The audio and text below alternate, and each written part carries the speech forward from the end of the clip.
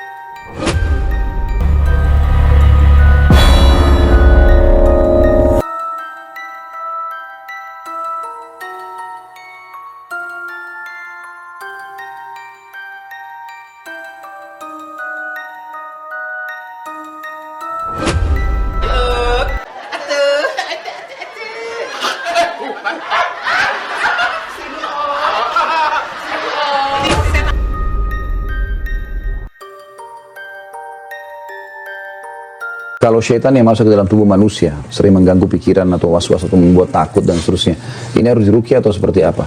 Jadi kita bahas dulu satu persatu ya. Ada orang kesurupan syaitan, itu karena syaitannya yang iseng. Ya. Jadi syaitan iseng, dan ini biasanya dia bisa masuk kalau kita jauh dari ibadah.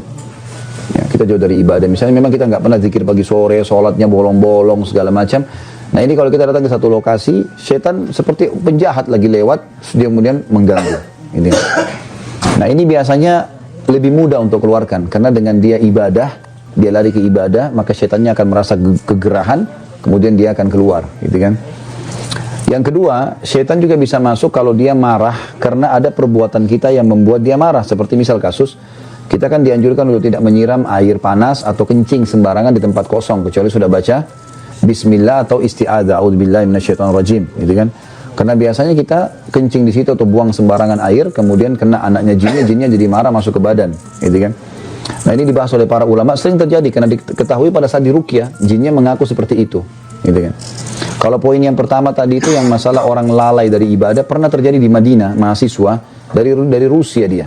Saya masih ingat dulu, subhanallah anak ini setiap kali azan maghrib, nggak ke masjid. Dia malah tunggu azan maghrib, lalu dia masuk mandi di kamar mandi. Berulang-ulang terjadi. Akhirnya dia kesurupan, kemasukan jin. Lalu dibawa kepada seorang peruqyah di salah satu di sudut kota Madinah, ada di bawah gunung, namanya Syekh Abdullah. Beliau kadang-kadang kalau ruqyah sering direkam gitu kan. Maka dibawalah ke sana. Lalu waktu di ruqyah, jinnya mengaku kalau orang ini selalu lalai. Lagi azan dia pergi masuk kamar mandi tempat kami masuk menyelamatkan diri. Saya lihat orang ini buka diri, kemudian terbuka, maka saya masuk. Dan kalau ditanya, lalu apa tujuannya syaitan masuk ke dalam badan? Banyak. Yang pertama, dia mudah menguasai. Dia bisa menguasai kita sehingga dia sesat. Dia menyesatkan kita. Karena kan tugas utama syaitan dari iblis menyesatkan kita. Makanya kata Nabi SAW, kalau kalian sedang menguap, tahanlah. Baik tahan dengan bibir atau kita tahan dengan tangan. Karena kalau dia buka, maka syaitan akan masuk ke dalam tubuhnya dan menguasainya. Jadi dia bisa menguasai sebenarnya gitu kan. Apalagi kalau lagi sholat. Jadi ini contoh-contoh. Jadi yang pertama bisa saja karena kelalaian kita maka dia masuk. Yang kedua karena dia iseng, gitu kan. Yang ketiga karena dasarnya kitanya manggil-manggil. Kitanya suka manggil-manggil, ya.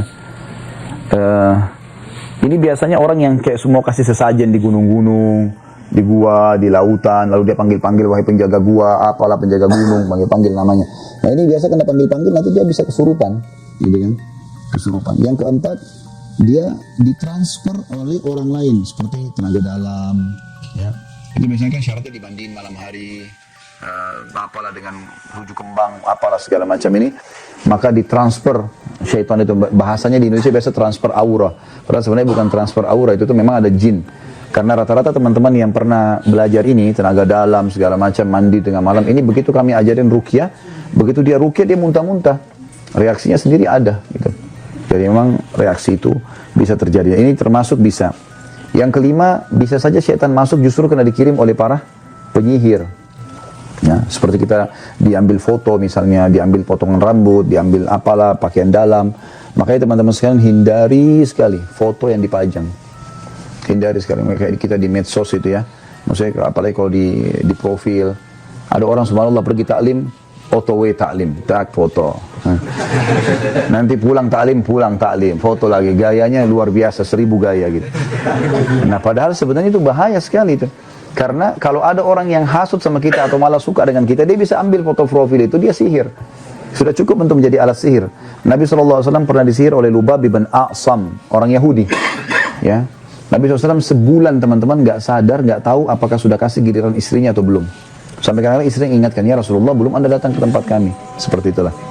Maka yang terjadi pada saat itu, Nabi SAW berdoa kepada Allah setelah sebulan, kemudian Allah berikan petunjuk, ternyata Allah buka melalui malaikat yang menyampaikan ada seorang Yahudi namanya Lubab bin A'sam, dia tinggal di suku Za'far dan dia mengambil potongan sisir Nabi dan rambutnya yang dililit di batang pohon kurma yang sudah rusak, terus ditaruh dalam sumur tua.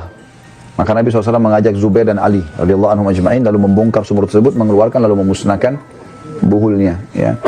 Maka ini harus hati-hati teman-teman sekalian. Ya. Dan kita harus bertakwa kepada Allah. Kata Nabi SAW, siapa yang datang kepada dukun, peramal, penyamun, penyihir, bertanya saja, belum percaya. Coba tebak tangan saya, coba saya mau tahu nasib saya, coba gini dan begitu, maka tidak diterima sholatnya 40 hari. Ke belakang ya, bukan ke depan. Jadi teman-teman gak usah tanya, saya masih sholat gak Ustaz? Karena bukan yang belum dikerjakan, yang sudah dikerjakan hilang 40 hari. Kalau 2 kali ke dukun ya hitung saja sendiri, 10 kali ya hitung saya sendiri, urusan Anda sama Allah. Gitu kan.